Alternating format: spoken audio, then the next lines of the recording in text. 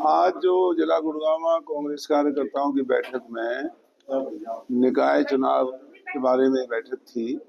मैं और हमारे अशोक गर्ग जी सह प्रभारी, हम दोनों ने और हमारे जितने भी पूर्व मंत्री कटारिया साहब, हमारे उम्मीदवार सभी और इलाके के जो कांग्रेस के कार्यकर्ता हैं, सबने ये मन बनाया है कि हम पार्टी को ही कहें कि ये चुनाव सिंबल के ऊपर होना चाहिए और जो ईवीएम के बेईमानी पिछले दिनों विधानसभा में देखी गई, तो हम पार्टी को ये भी कहने जा रहे हैं कि पार्टी हरियाणा सरकार को या देश की और भी जो अन्य जो प्रजातांत्रिक हस्तियां हैं उनको ये कहें कि ये चुनाव ईवीएम का ना होकर के मतपत्र से होना चाहिए, क्योंकि ईवीएम की साख को बीजेपी ने खत्म कर दिया।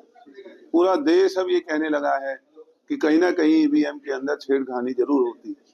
वरना पिछले दिनों विधानसभा में कांग्रेस की सरकार हरियाणा के लोगों ने बनाई थी, हमारे उम्मीदवार सब जगह जीते हुए थे, लेकिन 28 विधानसभा चुनाव क्षेत्रों को ईवीएम के माध्यम से हराया गया। तो इसलिए ईवीएम से चुनाव ना करा के ये मतपत्र से चुनाव, बैलेट से चुनाव होना चाहिए, ये हमारी मांग है। फोकस किस पर रहेगा कि नहीं तो सिंबल पर चुनाव होने चाहिए कि नहीं, हमारे सभी कार्यकर्ताओं का ये यूनानिमस फैसला है कि हम पार्टी को कहें कि ये सिंबल के ऊपर चुनाव होना चाहिए। आने से पहले आधार से कोई बातचीत चर्चा हुई, बात करके हमारा नहीं, अभी कोई बात उनसे नहीं हुई, लेकिन अब यहाँ से जाने के बाद सबसे बात करेंगे, बताएंगे कि हमारे सभी कार्यकर्ता चाहते हैं कि ये सिंबल से चुनाव होना चाहिए।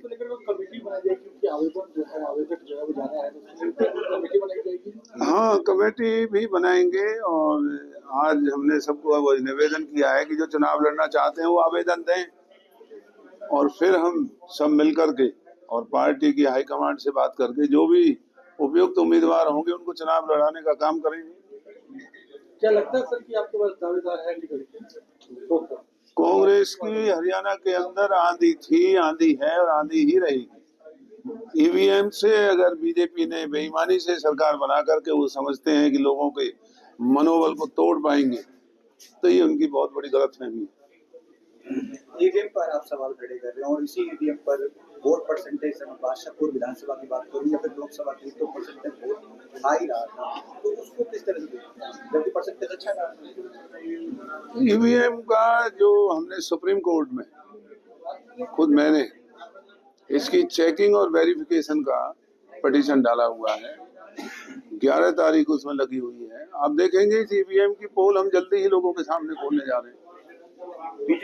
दलाल जी, आप की बात करें तो हमेशा से बात आती है कि संगठन आपका बनकर तैयार हुआ, खासकर आपकी हार का मेन कारण है तो संगठन कहीं ना कहीं, क्योंकि कार्यकर्ता भी इस चीज से पीछे हटते जाते हैं और आप इस चीज को बार बार ईवीएम की तरफ ले जाते हैं, तो कार्यकर्ता भी आपके काफी ये कहते हैं कि कहीं ना कहीं संगठन की कमी, इस चीज को कैसे देखते हैं? ये जो चुनाव था विधानसभा का और लोकसभा का, ये हमारी कांग्रेस पार्टी से ज्यादा हरियाणा के 36 बिरादरी ने लड़ा कांग्रेस के लिए, और ये पहली दफा इस तरह से देखा गया कि बिना संगठन के एक आंधी प्रदेश के अंदर चली हुई थी। ये छोटी बात नहीं थी कि 5 सीट लोकसभा में हम जीते और इस विधानसभा में इतनी बेईमानी के बाद भी हमारे 37 विधायक वहां चुनाव जीत करके गए हैं। तो ईवीएम का जो धोखा है, ये मैं नहीं, पूरा देश कह रहा है, और ये इस तरह की बेईमानी लोगों के जनादेश को धता बता करके और अपनी हैसियत, झूठी हैसियत बनाने के लिए बीजेपी जिस तरह का नंगा नाच कर रही है, ये आने वाले दिनों में देश के लिए कोई अच्छी बात साबित नहीं होगी। वरना लोगों के जनादेश से सरकारें बननी चाहिए। 2 मार्च को पोलिंग है पूरे हरियाणा में।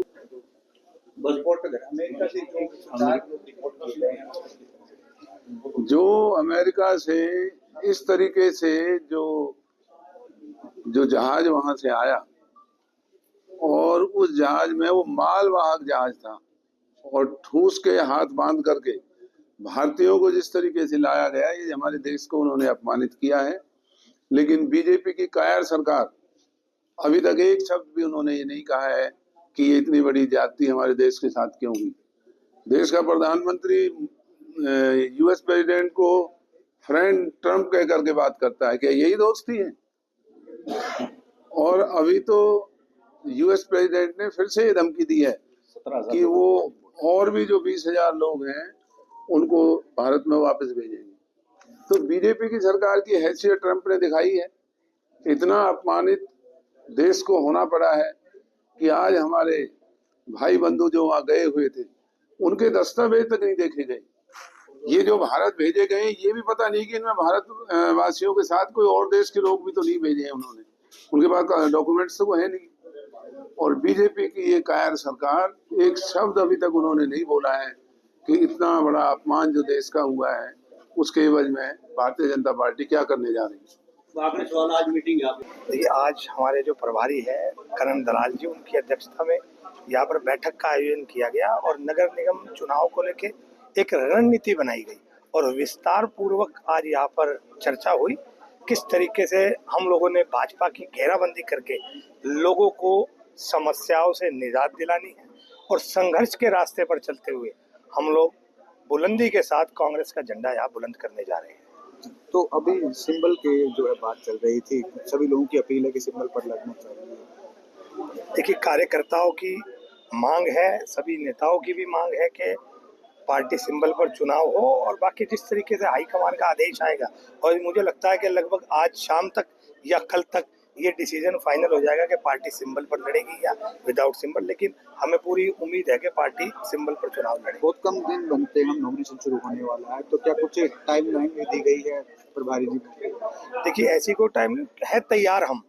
हम लोग कांग्रेस के कार्यकर्ता बिल्कुल तैयार हैं और एकजुट होकर इस चुनाव को लड़ने का आज सबने प्रण लिया और आप देखिएगा इस चुनाव में बहुत मजबूती के साथ कांग्रेस अपना झंडा बुलंद करेगी। डॉक्टर साहब, प्रभारी जी विधानसभा चुनाव की हार के बाद कमेटी के अध्यक्ष भी है, एक कमेटी जो बनी थी और बहुत सारी चीजें हैं क्योंकि अभी कोर्ट में केस भी डल रहा है, तो उन सब चीजों में उनकी व्यस्तता भी थी और नहीं, ऐसा नहीं है कि वो नहीं आए, बीच में एक बार और भी यहाँ पर आए थे और अब निगम चुनाव की घोषणा ये सरकार नहीं कर पा रही थी, कितने सालों से लंबित पड़े थे।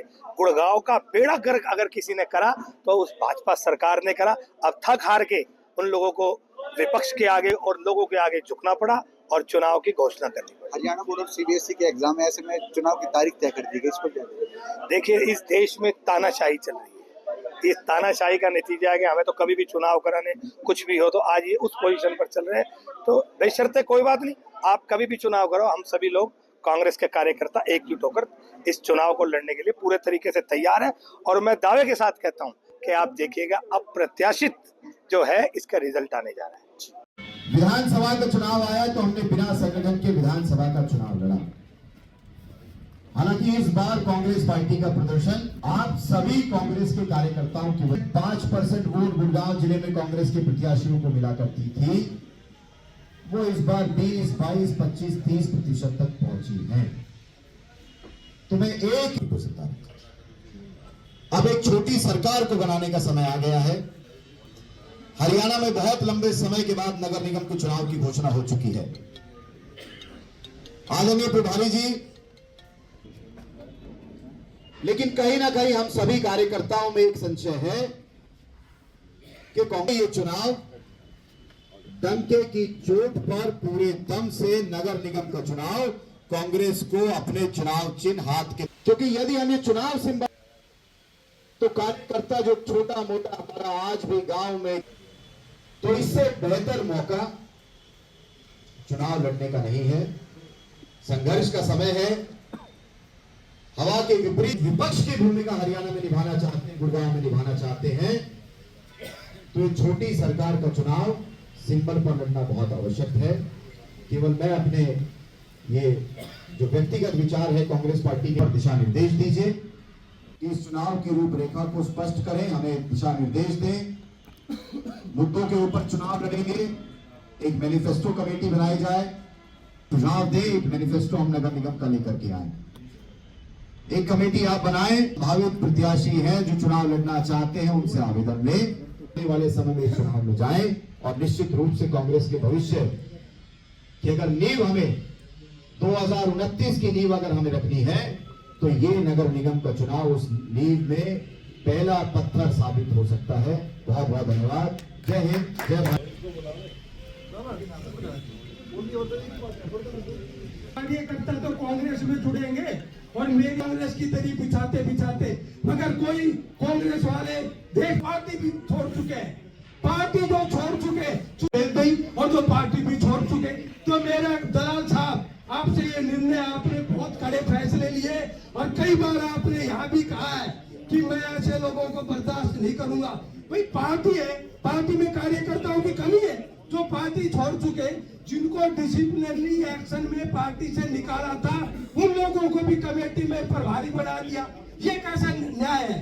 तो मेरा लोगों से यह अनुरोध है, कांग्रेस के कार्यकर्ता चुनाव लड़ेगा, कांग्रेस के सिंबल पे लड़ेगा और कांग्रेस के कार्यकर्ता को ही टिकट मिलेगी और दूसरे कार्यकर्ता को टिकट मिली तो हम उनका विद्रोह करेंगे। हमने विधानसभा में नहीं किया, लोकसभा में हमने सहना, विधानसभा में भी हमने सहा, मगर नगर निगम में बिल्कुल नहीं सहेंगे। जय हिंद, जय भारत।